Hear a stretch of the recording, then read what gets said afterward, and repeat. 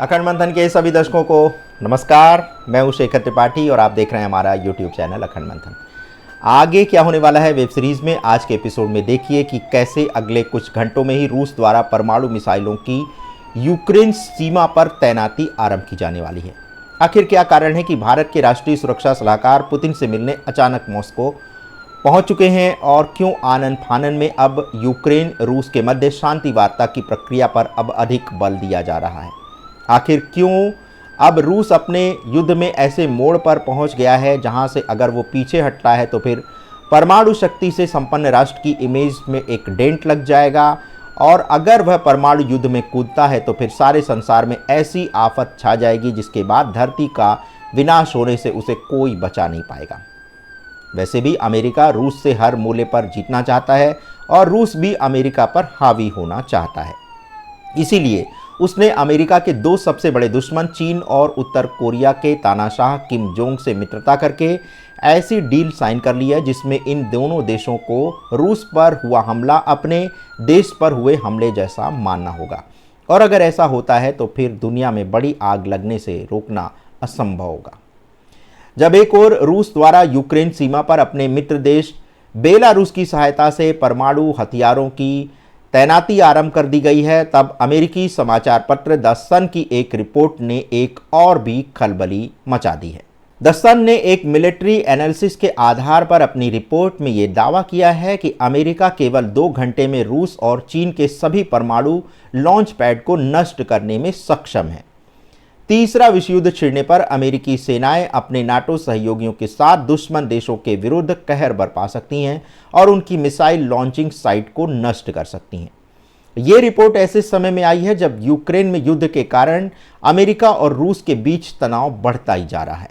Report के अनुसार America और उसके सहयोगी अगर पूर्व निवारक हमलों के साथ रणनीतिक दुश्मन परमाणु ताकतों को नष्ट करने का विकल्प चुनते हैं तो वो इन देशों के अंदर दूर तक चलने वाली मिसाइलें लॉन्च कर सकते हैं और उनका सफाया भी कर सकते हैं। विशेषज्ञों ने पाया है कि अमेरिका के पास अधिक उन्नत गैर परमाणु हथियार हैं जो पश्चिम को रूस और चीन जैसे शासनों पर बढ़त देते हैं। चीन और रूस के परमाणु लॉन्च पैड पारंपरिक मिसाइलों और वितरण प्रणालियों में अमेरिका की क्षमता को देखते हुए असुरक्षित हैं। प्रोफेसर डैन प्लेश और मैनुअल गैलीरियो ने अनुमान लगाया है कि रूस के पास 150 दूरस्थ परमाणु लॉन्चर साइटें हैं और चीन के पास पूर्वी मध्य एशिया में 70 साइट हैं। ये निकटतम सीमा से करीब 1550 मील दूर हैं। रूस और चीन के किसी परमाणु हमले को विफल करने के लिए अमेरिका की उन्नत बैलिस्टिक मिसाइल यानी ICBM इन सभी लक्ष्यों तक पहुंच सकती है। रिपोर्ट में दावा किया गया है कि अमेरिका और उसके सहयोगी रूस और चीन की सबसे दबी हुई और मोबाइल रणनीतिक ताकतों को भी नुकसान पहुंचा सकते हैं। अमेरिका 2026 तक जर्मनी में लंबी दूरी की ICBM तैनात करने के लिए पूरी तरह से तैयार है, जो सभी रूसी मिसाइल लॉन्च पैड को अपनी सीधी सीमा में गिरफ्त में ले लेगा। जर्मन रक्षा मंत्री बेरिस पिस्टोरियस ने कहा है कि लंबी दूरी की अमेरिकी मिसाइलों की तैनाती से यूरोप को अपनी मिसाइलें विकसित करने का समय मिलेगा। अमेरिका की हवा से सतह पर मार करने वाली मिसाइलों के माध्यम से रूस और चीन के अंदर के सबसे रणनीतिक स्थान भी उसकी पहुंच के भीतर आ जाएंगे। America F-22 raptors, lightning F-35 और F-117 नाइट हॉक सहित अपने खतरनाक बम वर्षकों और स्टील्थ लड़ाकू विमानों का प्रयोग करते हुए जबरदस्त हवाई हमले करने में सक्षम है, और वो SM-3, SM-6 जैसी लंबी दूरी की बैलिस्टिक मिसाइलों को स्टील बॉम्बर्स, जहाज़ों और ज़मीन से दाग सकता है। इसके अलावा एजिस, पैट्रियट और थार्ड जैसे एयर डिफेंस सिस्टम अमेरिका को रूसी और चीनी ICBM को मार गिराने की क्षमता देती हैं। अमेरिका के पास हवा से हवा में मार करने वाली मिसाइलें भी हैं, जिसका प्रयोग प्रक्षेपण के कुछ ही मिनटों के बाद बूस्ट चरण में दुश्मन के रॉकेट को नष्ट करने के लिए किया जा सकता है।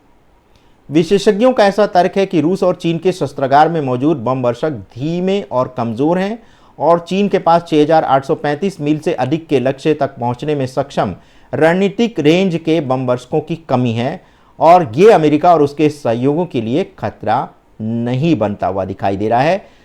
तो अगर ये रिपोर्ट बिल्कुल हाल में ही आई है और ये रिपोर्ट क्यों अमेरिका को सार्वजनिक करनी पड़ी, इसका आप आशय इस बात से लगा सकते हैं कि अमेरिका को कहीं से ये भनक मिल गई है कि अब रूस जो है अंतिम विकल्प के रूप में परमाणु हथियारों का प्रयोग कर सकता है।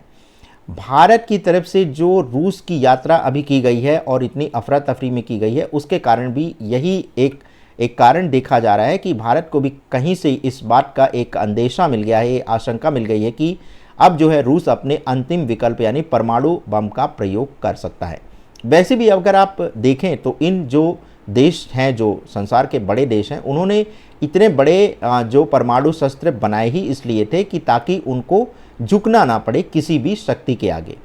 अब चूंकि अमेरिका के साथ सभी पश्चिमी देश हैं और रूस अकेले उनसे मुकाबला कर रहा है, और यही कारण है कि ये जो युद्ध है ये 2 वर्ष से लंबा खींच चुका है। तो अब रूस ने जो बम बनाए थे वो इसलिए नहीं बनाए थे कि उसे अपने हथियार के जो संग्रह स्थल है वहाँ पर उसको सजा कर रखा जाए। उसने इसलिए बनाए थे ताकि उसको किसी के आगे झुकना ना पड़े। और जैसे कि समाचार अभी मिल रहे हैं कि रूस ने यूक्रेन सीमा पर परमाणु मिसाइलों की तैनाती आरंभ कर दी है। एक बार ये तैनाती अगर हो गई तो फिर परमाणु बम हमलों को रोकना मुश्किल ही नहीं, असंभव हो जाएगा। इसलिए अभी आप जो ये सोच रहे हैं कि हम आपको बार बार बताते हैं और बार बार कुछ नहीं होता है और आप फिर कमेंट सेक्शन में लिख रहे हैं कि आपने बताया था, देखिए रूस, अमेरिका या ये जितने भी देश इस समय युद्ध के मैदान में, ये हमारे कहने से नहीं है ना, ये जो परिस्थितियां बनी हैं उसके अनुसार ये युद्ध के मैदान में उतरे हैं। जो समाचार हमें अपनी एजेंसियों से प्राप्त होते हैं और जो वहाँ पर हमारे जो सूत्र हैं उससे जो हमारे को जो समाचार मिलते हैं वो हम आपके समक्ष प्रस्तुत करते हैं। लेकिन इतना हम आपसे अवश्य कहेंगे कि युग परिवर्तन की प्रक्रिया भी होनी है और परमाणु बम गिरे बिना युग परिवर्तन की ये प्रक्रिया पूरी नहीं हो पाएगी। तो अगर आप सारे एक तरह से कारणों को देखें तो उसके आधार पर भी ये जो है इस घटना को रोका नहीं जा सकता है।